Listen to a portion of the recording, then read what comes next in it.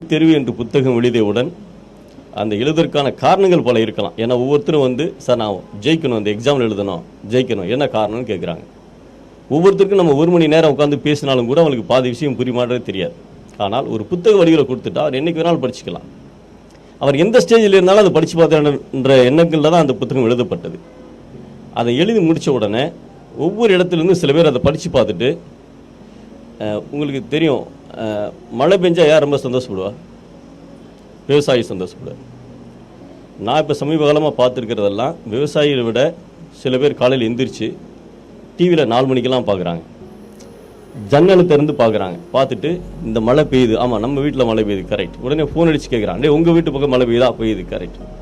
உடனே கடவுளை வேண்டாம், இந்த லீவ் கொடுக்குற டிஸ்ட்ரிக்ட் கலெக்டர் வீட்டு பக்கத்துலேயும் இந்த மழை பெய்யணும். எப்போ வரைக்கும் பெய்யணும்? 8 மணி வரைக்காச்சும் அது கட்டாயமாக பெய்யணும். அவர் எப்பொழுது விடுமுறை அறிவிக்கிறாரோ அப்பொழுது அவனுடைய மகிழ்ச்சிக்கு எல்லையே இல்லாமல் போயிருக்கிறது. ஸோ அப்போ என்ன நினைக்கிறான்னா, இந்த மழை பெய்வது என்பது விவசாயிகளை விட அதிகமாக சந்தோஷப்படுவது மாணவர்கள் மட்டும்தான். அது தொடர்ந்து பெய்ய வேண்டும்.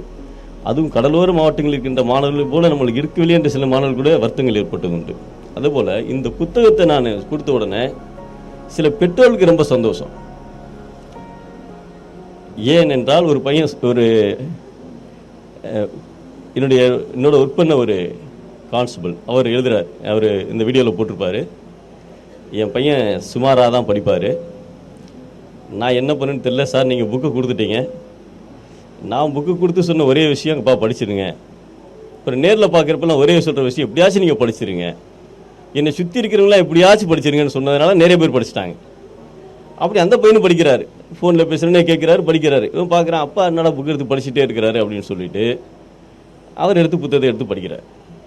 அதில் ஒரு காலமே கவசம் அப்படின்னு ஒரு தலைப்பு எடுத்து பார்த்த உடனே அதில் ஒரு சப்ஜெக்ட் வருது, ஒரு டைம் டேபிள் போடுங்க, உங்களுக்குள்ளே நீங்கள் உருவாக்குங்க, நீங்கள் எதாவது ரெடியாகுங்க அப்படின்னு உடனே இந்த பையன் படித்து பார்க்குறான். ஓ, இந்த படிக்கிறதுக்கு ஒரு டெக்னிக்கெல்லாம் இருக்குதோ அப்படின்னு நினச்சிட்டு அவர் அந்த டைம் டேபிளை போட்டுட்டு காலையில் 6 மணிக்கு மேலேயும் அப்பா எழுப்பி விட்டால் மட்டுமே எழுகின்ற அந்த பையன் அவனாக ஒரு டைம் டேபிள் போட்டுட்டு 5 மணிக்கு எந்திரிச்சு அவனாக உட்காந்து படிக்க ஆரம்பிச்சிட்டான். இவர் எந்திரிச்சு படிச்சுட்டு அவருக்கு ஒன்றுமே புரியலை, என்னடா திடீர்னு ஒருத்தர் இப்படி படிக்க ஆரம்பிச்சிட்டானே, ஒன்றுங்க அவர் கேட்கவும் இல்லை.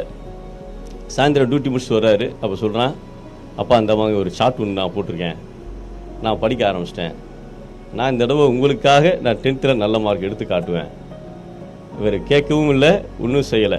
அப்போ அவர் சொன்னார், சார் என் பையனுக்கு எப்படியோ நீங்கள் ஒரு நல்ல வழியை காட்டிட்டீங்க, நம்ம இவ்வளோ விஷயங்கள் சொன்னாலும் உங்களுக்கு புரியல சார், பட் அவனாக படித்து ஒரு விஷயத்தை புரிஞ்சின்ற பொழுது அவன் வாழ்க்கையை மாறிக்கொண்டு விட்டது.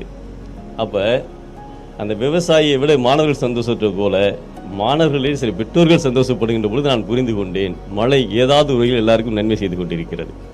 அதுபோலவே புத்தகமும் ஏதாவது ஒரு நேரத்தில் நமக்கு நன்மை செய்து கொண்டே தீரும்.